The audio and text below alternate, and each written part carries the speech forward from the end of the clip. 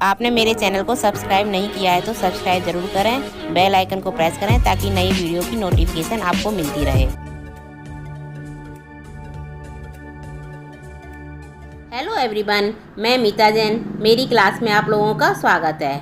आज हम पढ़ेंगे एनसीईआरटी सिलेबस क्लास 3 चैप्टर 6 हमसे सब कहते। ये एक कविता है और ये कविता निरंकार देव सेवक जी ने लिखी हुई है। तो अब हम इस कविता को देखेंगे कि इसमें क्या लिखा है। पहले मैं पढ़कर बताऊंगी, फिर साथ में उसका अर्थ समझाऊंगी। तो पहले पैराग्राफ में क्या लिखा है। नहीं सूर्य से कहता कोई, धूप यहाँ पर मत फैलाओ, कोई नहीं चांद से कहता, उठा चांदनी को ले जाओ। तो एक बच्चा कह रहा है कि सूरज से कोई भी नहीं कहता है कि यहाँ धूप मत फैलाओ। सूर्य की जहाँ इच्छा होती है वहाँ उसकी धूप फैल जाती है, सब जगह धूप फैलाता है, लेकिन कोई भी सूर्य को धूप फैलाने के लिए मना नहीं करता। इसी प्रकार चांद भी सब जगह चांदनी फैलाता है, लेकिन चांद से कोई भी नहीं कहता कि यहाँ से अपनी चांदनी को उठाकर ले जाओ और कहीं अपनी चांदनी फैलाओ। कोई नहीं हवा से कहता, खबरदार जो अंदर आई, बादल से कहता कब कोई, क्यों जलदार यहाँ बरसाई।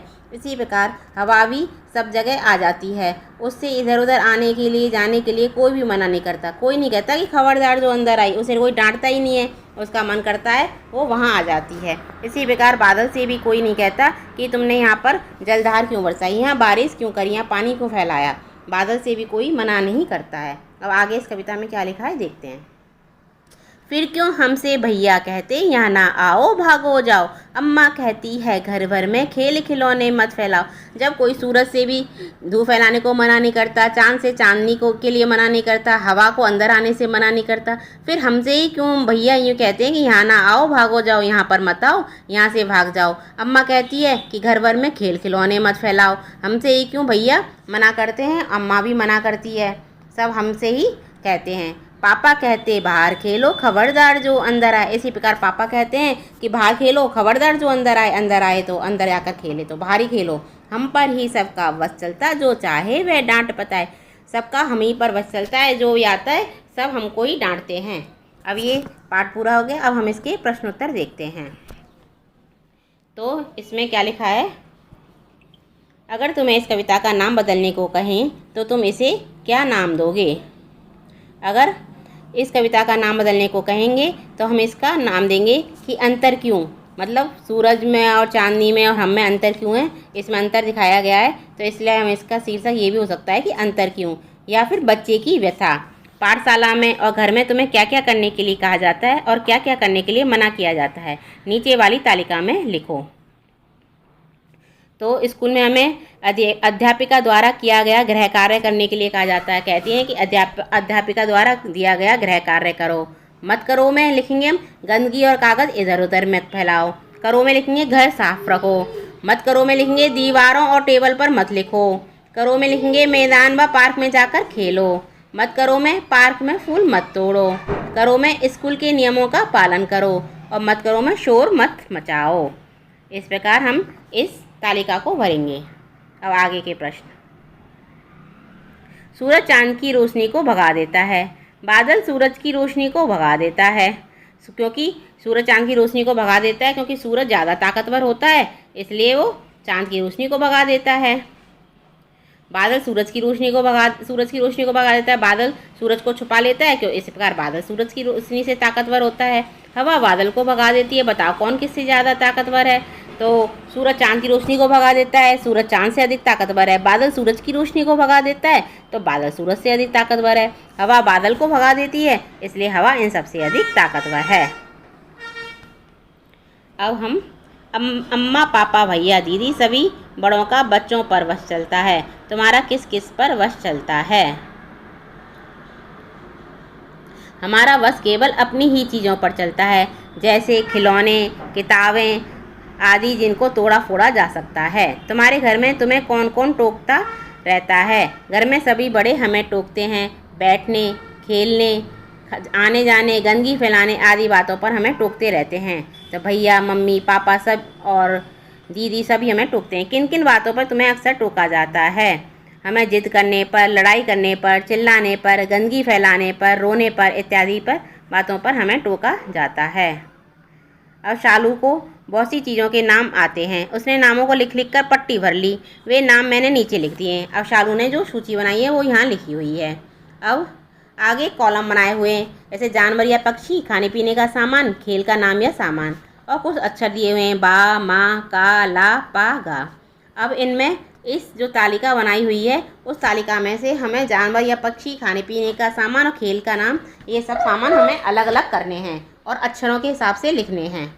तो हम बा से बकरी, तो ये जानवर के या पक्षी, जानवर के नाम में आ जाएगी, और खाने पीने के सामान में आ जाएगा बेर, खेल के सामान में बल्ला, ये तो लिखा हुआ है। माँ से मगर, और खाने पीने के सामान में मसाला, खेल के सामान में या नाम में मार कुटाई, तो बच्चे मार कुटाई करते हैं, खेलते हैं मार कुटाई करके, तो वो मार कुटाई भी एक तरह का खेल है। का से कबूतर, और खाने पीने के सामान में ककड़ी, और खेल के सामान में कंकड़ और कबड्डी। और ला से जानवर के नाम में लोमड़ी, खाने पीने के सामान में लड्डू, और खेल के सामान में लट्टू। पा से इसमें इसने कोई भी जानवर या पक्षी का नाम नहीं लिखा है, और खाने पीने के सामान में पपीता और पेड़ा, और खेल के सामान में पतंग। गा से जानवर या पक्षी के नाम में गाय, खेल के खाने पीने के सामान में गुलाब जामुन, और खेल के सामान में गिल्ली। शा से शेर, और शक्कर सैतूत खाने पीने के सामान में, और शतरंज खेल के सामान में। ऐसे ही खेल तुम और अक्षरों के साथ खेल सकते हो, अलग तरह के खाने भी बना सकते हो। जैसे टा से शुरू होने वाली गोल या लाल चीज़। तो अब हर एक खाने के नाम बड़वाला के हिसाब से क्रम से लिखो। जानवर या पक्षी, तो जानवर या पक्षी में हम सबसे पहले का से ऐसे, मतलब जो नाम पहले आता है का के बाद गा, खा, गा, उस तरह से हमें नाम लिखें। जैसे कबूतर, खरगोश, गाय, तोता, पांडा, बकरी, मगर, लोमड़ी, शेर, इस तरह से हमें जानवर या पक्षी के नाम। खाने पीने के सामान में ककड़ी, खा से खरबूजा, गा से गुलाब जामुन, चटनी, पपीता, पेड़ा, बेर, मसाला, लड्डू, शक्कर, सैतूत, इस तरह से हम खाने पीने का सामान लिखेंगे। खेल का नाम कबड्डी, गिल्ली, पतंग, बल्ला, लट्टू और शतरंज। हम ये नाम बड़माला के हिसाब से लिख देंगे। जो ऊपर की तालिका है उसी में से हम नामों को छांटकर खाने पीने के सामान में क्रम से, जानवर या पक्षी के में क्रम से, और खेल के नाम में भी क्रम से लिख देंगे। हमसे सब कहते कविता में जिन लोगों, चीज़ों, जगहों के नाम आए उन्हें नीचे दी गई तालिका में लिखो। अब कविता में क्या क्या आया है, तो लोग में क्या आया है, भैया, अम्मा, और चांद, पापा, बादल, सूर्य, हवा, हम सबका, ये हम लोग में लिख देंगे। चीज़ में खिलौने, जगह में यहाँ, अंदर, घर वर, बाहर। ये कहानी तुमने कई बार सुनी होगी, कौआ और लोमड़ी।